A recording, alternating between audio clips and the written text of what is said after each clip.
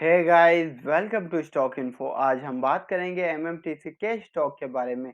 क्या ये सही वक्त है इस स्टॉक को अपने लॉन्ग टर्म पोर्टफोलियो में ऐड करने का या फिर नहीं।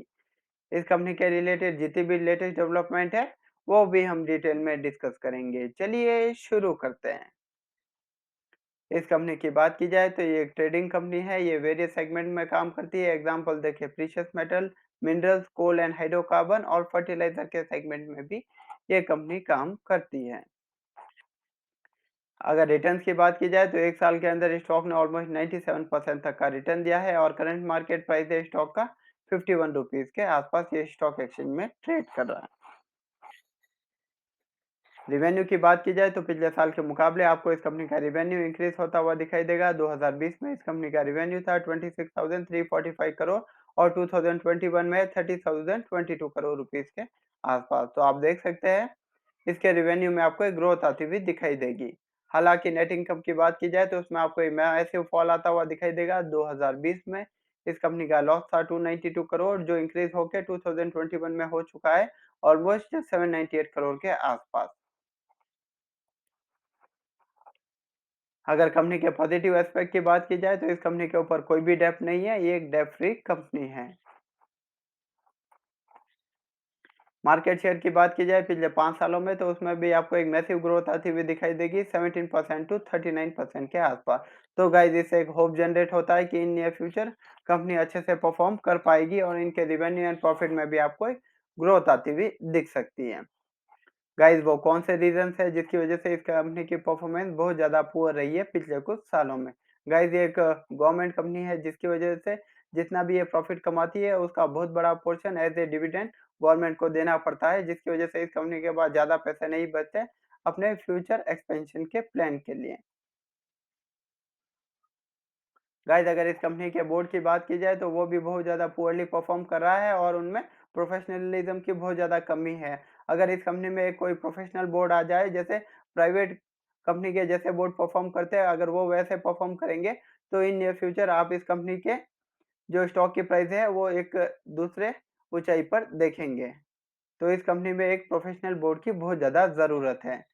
अगर वे फॉरवर्ड भी देखें तो अगर इस कंपनी का बिजनेस मॉडल इम्प्रूव किया जाए तो आप इस कंपनी के रिवेन्यू एंड प्रॉफिट में भी एक मैसिव ग्रोथ देख सकते हैं और इन नियर फ्यूचर जो इस कंपनी का मार्केट शेयर है वो भी आपको इंक्रीज होता हुआ दिख सकता है।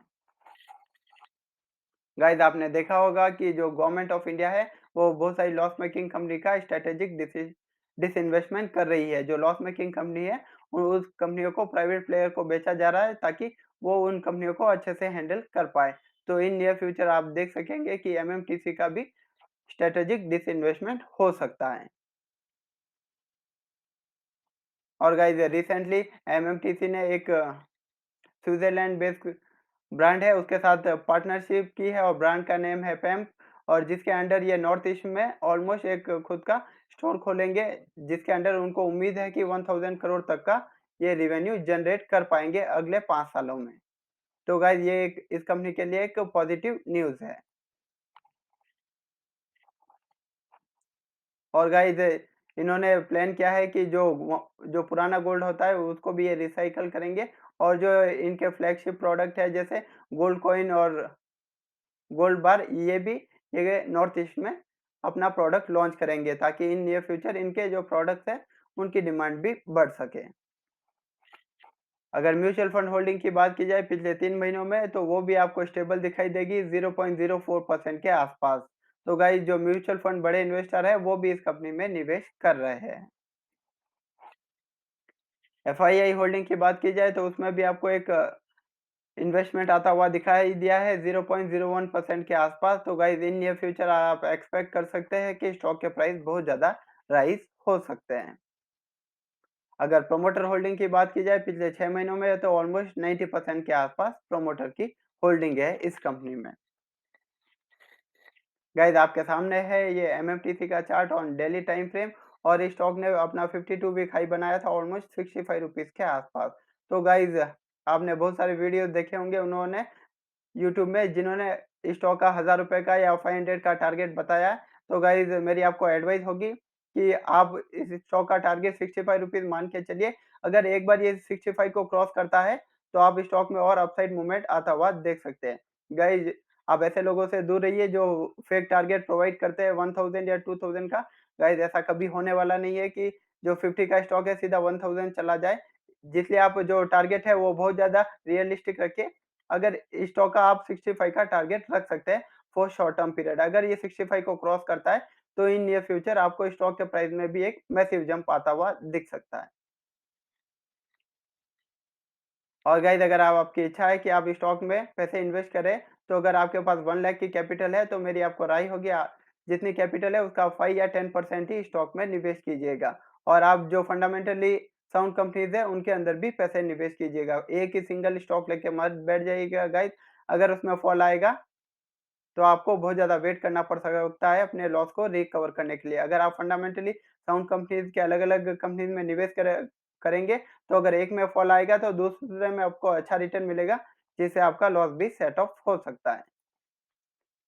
आप कोई भी स्टॉक परचेज़ करें उससे पहले खुद की रिसर्च कीजिए, अपने फाइनेंशियल एडवाइज़र से बात कर लीजिए, उसके बाद में किसी स्टॉक में निवेश कीजिएगा। गाइज़ कभी भी लॉस मेकिंग कंपनियों में ज़्यादा पैसे निवेश मत कीजिएगा। और गाइज़ ऐसे लोगों से दूर रहिएगा जो फेक टारगेट प्रोवाइड करते हैं 1000 या 2000 का।